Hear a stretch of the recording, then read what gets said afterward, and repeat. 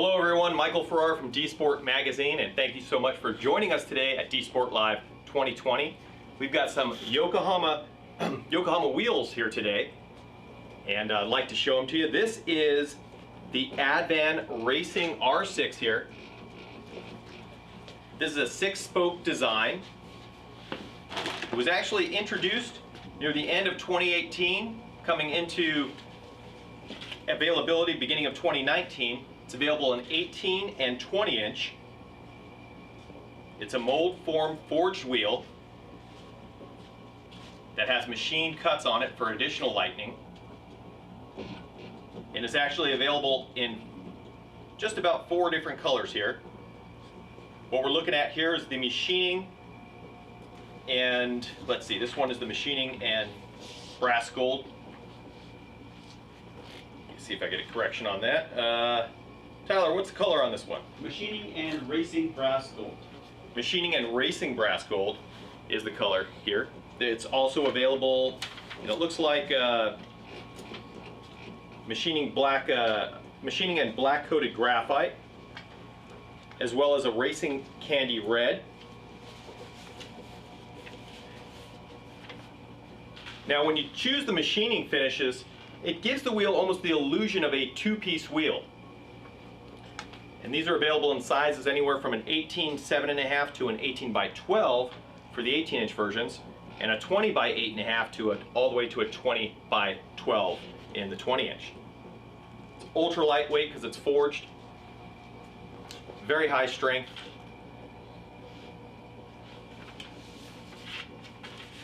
So if you've got any questions about this, particular sizes and stuff, let us know, or you can also check out the website to get the additional sizes. Now let's move over to this new wheel here from Yokohama. This is called the GT Beyond. This is basically the evolution of the timeless Advan Racing GT wheel.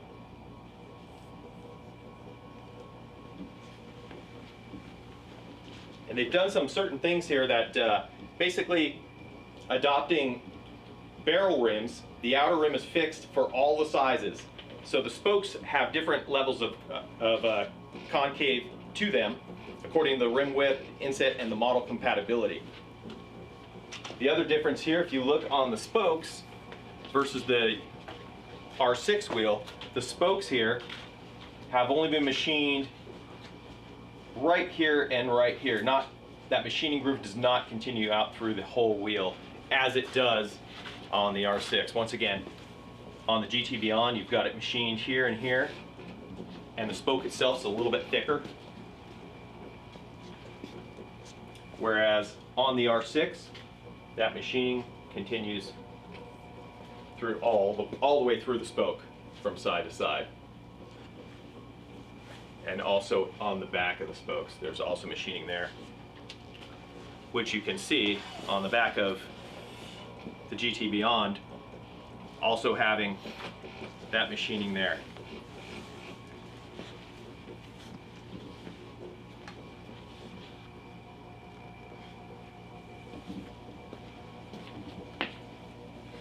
Now the GT Beyond, most of the colors available for it are just solid colors, but you can get one color. Let's see here. It is the black coated graphite with a machining surface, and also a machining and racing. I'm sorry, wait, nope. Let me get this right. Help me out, Tyler. Which is the finish I can get on that one? You can get the Machining and Racing Hyper Black. Machining and Racing Hyper Black, that's the one. This is not the Hyper Black that we have here though, correct? Correct. That is the Racing Titanium Black. Racing Titanium Black, which has, I don't know if you guys got to catch it or not, and if we can catch it in the right amount of light here, but depending on how the light hits it, you can see the metallic in there. Kind of move it around a little bit here. Yes, got a question coming in. What's their weight in pounds per one rim? All right, does it have the weights on the, you know what? We don't have the weights there. What we're gonna do is, we'll weigh the two we have here. The two that we have here are on the larger side. This is a 19 by 11.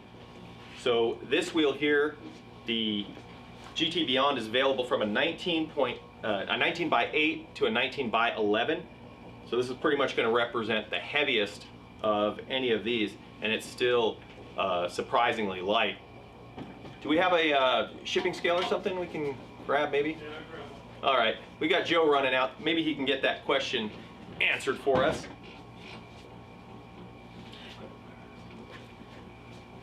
And the nice thing about the wheel is, you know, depending on the style that you're looking for, the finish that you choose is actually gives it the appearance of a different wheel completely. Doing the machining lift here, setting that two-tone, gives it the appearance of a two-piece wheel. And the way that they do this is they actually machine it with a diamond cutter in order to get that really nice finish on it. And then to protect it from oxidation, they actually put a clear coat urethane paint over that.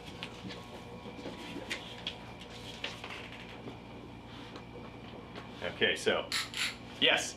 Where can we buy these wheels? Good question. Where can you buy these wheels?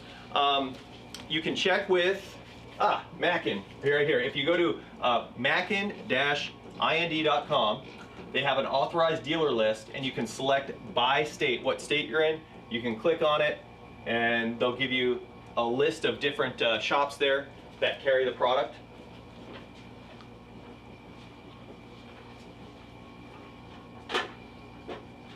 And it looks like we got the scale coming in right now. So we're gonna get this this 19 by 11.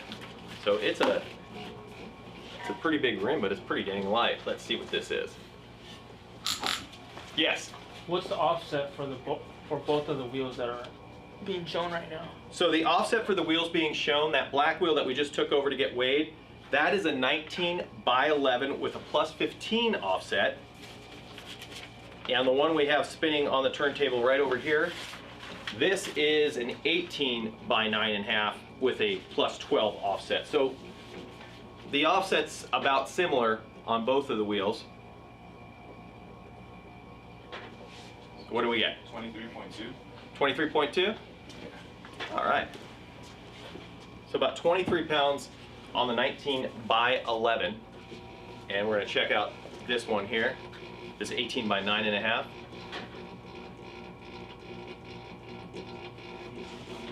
What's that? 18.8.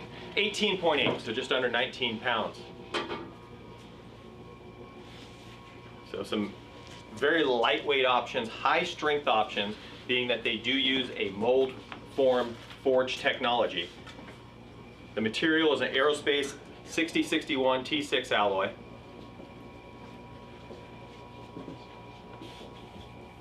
And you can find all the available sizes on that same, on the Yokohama wheel.jp site or on the Mackin-Industry site. They've got a lot of the information on there. Do we have any other questions about wheels, wheel offsets, anything else to do with them? Yes? How do you determine wheel offset? Okay, wheel offset. We talked a little bit about this yesterday. Somebody grabbed me a caliper today. I think I'll do a better job today. Let's see here. All right. So this is a good example wheel to talk about right here. This is, we have the long caliper. This is a 19 by 11. So if we cut 11 in half, we get 5.5 inches. All right. So let's just go set my caliper here to 5.5 inches. Something super close to that. All right. This is 5.5 inches. So this should be, let's see, can we get to 11 on this? Oh yes. All right. So an 11-inch rim, actually side to side here, maybe Johnny, I'll switch this around so you can catch that. It's actually measuring 12-inch because the 11-inch part is where the tire is actually going to. So it's closer to right about here. All right. So if we're going to be measuring from this edge, we got to cut that in half. So if we cut our 12-inch on the outside in half, this would be just about 6-inch. So if we had a 0 offset wheel, the pad on the back over here, I can show you right here.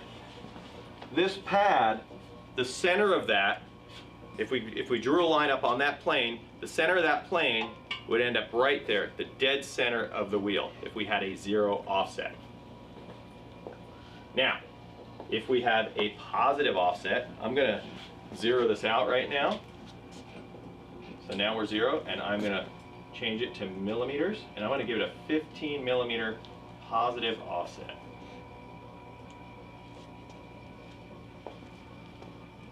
Something real close, there we go.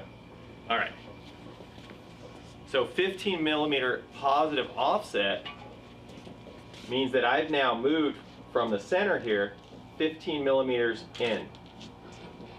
So what's going to happen is naturally, if it was sitting here before and I had a 0 offset, now I have a 15 offset, the wheel is going to be pushed into my wheel well. This is my wheel well here.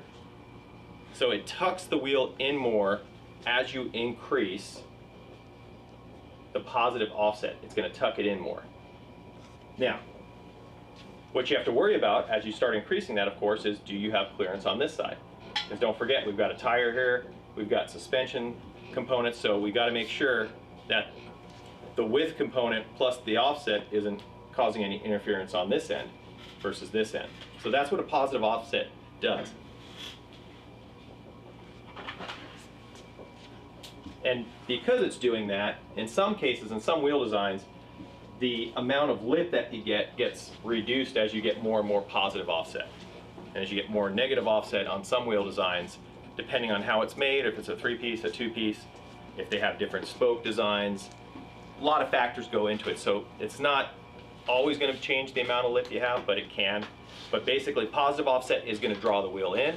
As you reduce offset, you're going to bring it out. But don't forget, the other thing you have going on is if you started with a 10-inch wheel and you went to, say, an 11-inch wheel, you've already expanded a 1/2 inch on this side and a 1/2 inch on that side if the offset was the same. So you have to take that into consideration. You are going to grow the wheel in both directions as you increase the width, and the change in offset is going to shift it in or out. That's basically how it all works. And the way I recommend sizing it up is basically do everything from the size of the tire that can be fit.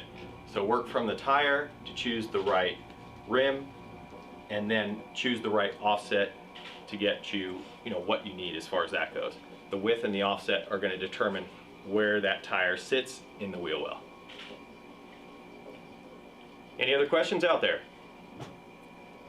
Okay, so before we leave you, we want to give you a little video of the TAS show from last year, the booth that Yokohama Wheel had there, so you can check out these wheels on those cars.